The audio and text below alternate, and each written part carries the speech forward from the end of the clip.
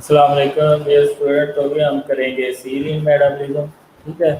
तो आपको मैंने बताया कि तीन जो हैं वो hydroxyl group containing amino acid है, सीरीन, थ्रियोनीन और टायरोसिन। ये तीनों जो है वो पोस्ट ट्रांसलेशनल मॉडिफिकेशन और एंजाइम की रेगुलेशन में आप रोल प्ले करते हैं। क्यों? क्योंकि यहाँ पे ही जो है फास्फोरिलेशन होनी होती है और यहाँ पे डीफास्फोरिलेशन होनी होती है, खासकर सीरीन और थ्रियोनीन। टायरोसिन ज़्यादातर रिसेप्टर मीडिएटेड रिएक्शन में इन्वॉल्व होता है।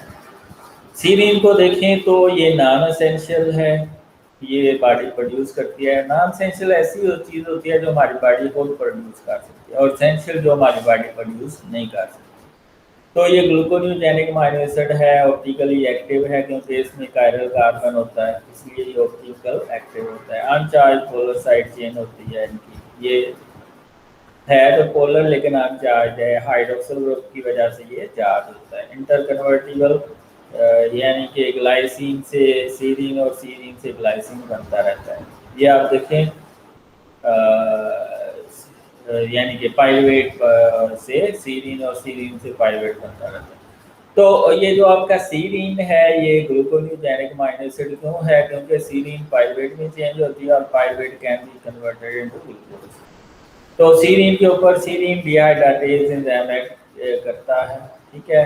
और पहले अमीनो एसिड बनता है, फिर उसकी वाटर की मौजूदगी में डीअमाइनेशन होती है इस अमीनो ग्रुप की, तो ये पाइरुवेट में चेंज होता है। तो serine can be converted into pyruvate by जो सीरीन डिहाइड्रेटेज एंजाइम है। ये भी नॉन ऑक्सीडेटिव डीअमाइनेशन है। 5 रिएक्शंस हैं जो नॉन ऑक्सीडेटिव डीअमाइनेशन की। एक ये है, एक आ जाता है उसमें थ्रियोनीन में, और एक आ जाता है ग्लूटामिनेज और के एक्शन से, और दूसरा एस्पारिनेज के एक्शन से आ जाता है। तो ये वन ऑफ देम है सीरीन डिहाइड्रेटेज। ग्लाइसिन के ऊपर hydroxy methyl transferase enzyme add करता है, जिसको फंक्शन करने के लिए टेट्राहाइड्रोफोलेट चाहिए। तो सीरीन अपना मिथाइल ग्रुप देता है, ये वाला मिथाइल ग्रुप टेट्राहाइड्रोफोलेट को, और मिथाइलेटेड टेट्राहाइड्रोफोलेट बनता है।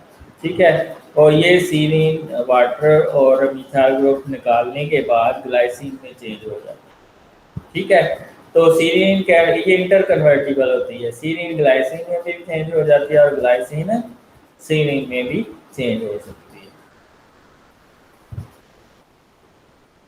तो इसके अलावा ये जो आपका पाइरुवेट है ये ग्लूकोज में चेंज हो जाता है, और सीरीन जो है ये पाइरुवेट बनाता है और पाइरुवेट ग्लूकोज बना सकता है। ठीक है। तो ये इस तरह ये काम होता रहता है।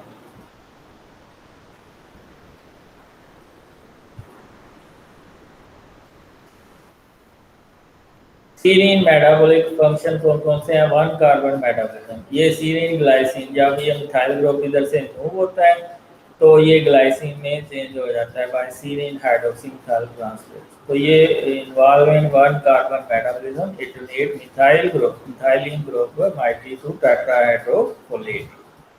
तो ये मिथाइलिक माइटी होती है यानी कि मिथाइल ग्रुप, ये ट्रांसफर हो जाता है किसको? टेट्राहाइड्रोफोलेट।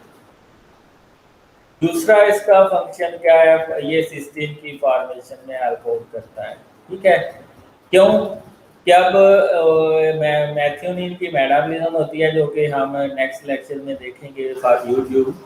तो सीरीन की जब मैथ्योनिन की मेटाबॉलिज्म होती है तो होमोसिस्टीन बनता है। ठीक है। तो होमोसिस्टीन और सिस्टीन में आपस में मिलते हैं तो सिस्टाथायोनिन बनता है। सिस्टाथायोनिन बीटा सिंथेज, इसको वर्क करने के लिए B6 विटामिन की जरूरत होती है। ठीक है। अब अगर इस एंजाइम की डेफिशिएंसी हो जाए तो होमोसिस्टाइन यूरिया हो जाता है और थ्रोम्बस बन जाती है, और उसकी वजह से फिर हार्ट की डिजीजेस भी हो जाती हैं। बहरहाल वो तो अलग टॉपिक है। तो सीरीन और होमोसिस्टीन आपस में मिलते हैं, उसके मिलता है, बनता है सिस्टाथायोनिन। ठीक है। फिर इसके ऊपर सिस्टाथायोनिन लाइएस एक्ट करता है, तो सिस्टीन बनता है और अल्फा कीटोब्यूटारेट जो के प्रोपोनाइल कोए में चेंज होता है, प्रोपोनाइल कोए फिर सक्सिनाइल कोए में चेंज होता है। तो ये सिस्टीन की फॉर्मेशन में हेल्प आउट करता है सीरीन। दूसरा ये फंक्शन है। तीसरा फंक्शन है ये जो है सीरीज ऑफ रिएक्शन के बाद सीरीन जो है वो कोलिन में चेंज हो जाता है। किसमें चेंज हो जाता है? कोलिन में। सीरीन पहले एथनोलमीन में चेंज होता है मिथाइल ग्रुप लेने के बाद, फिर मिथाइल एथनोलमीन, फिर डाई मिथाइल एथनोलमीन, फिर ट्राई मिथाइल एथनोलमीन में चेंज होता है, उसको कोलिन कहते हैं। ठीक है, तो सीरीन कोलिन की सिंथेसिस में हेल्प करता है after taking one carbon methyl group in sequence of reaction.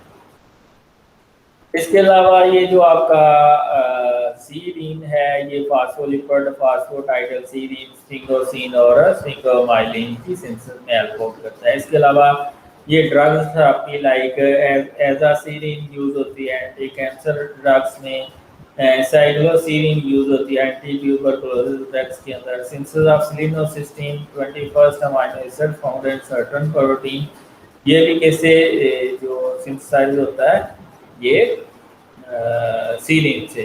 Formation of सैफिलिन, सैफिलिन को हम क्या कहते हैं? फास्फोटाइडल को एथनोलिन कहते हैं। Its hydroxyl group serve as a carrier of phosphate group involved in enzyme regulation. मैंने कहा था ये फास्फोराइलेशन और डीफास्फोराइलेशन यहीं पे होती है।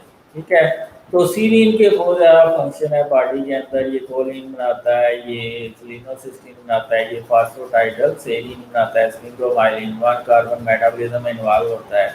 इसके अलावा protein, glucose, glycine, alanine, cysteine, ये सारे बनते हैं सीरीन से। ज़ाकल्लाह, आपकी क्वेश्चन है यानी कि इस चैनल को सब्सक्राइब कर दें और लाइक कर दें, शेयर कर दें। Thank you.